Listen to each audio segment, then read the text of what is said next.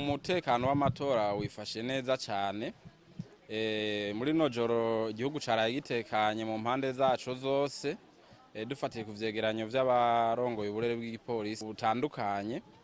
Abarundi baraye batekaniwe, hama kandi bakaba bazindutse baza gutora ari benshi cyane, basidukanye n'iyonka benshi imbere baraye ntibuca mwari mwavyumvise ko bari bavyivugiye no kumenyesha makuru bimwe bimwe.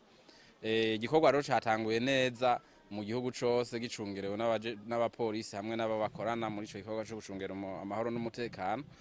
Gushika rero muri iki gihe c'amasaha ya 4 turiko turavuga, nta kintu giboneka coba cashatse guhungabanya umutekano, ikintu kinini yakiboneka mu gihugu cose. No kuvuga abantu bariko baratora ku bwishi, mbere murabona ko ahantu henshi ibirongo biriko biragabanuka cyane. Hari utuntu duto gusa twibonekeje mu duce tumwe twogarukako mu karere ko hagati Inyabisindu kuri Ecofo Fraternité igihe cy'isaha 2:40 hariho umupfasoni yitwa Ndimaso Marguerite yafashwe afise kaya gapapuro bereka bigishizaho gutora k'umugambwe CNL kaya bita specimen, yaje gutora gafise.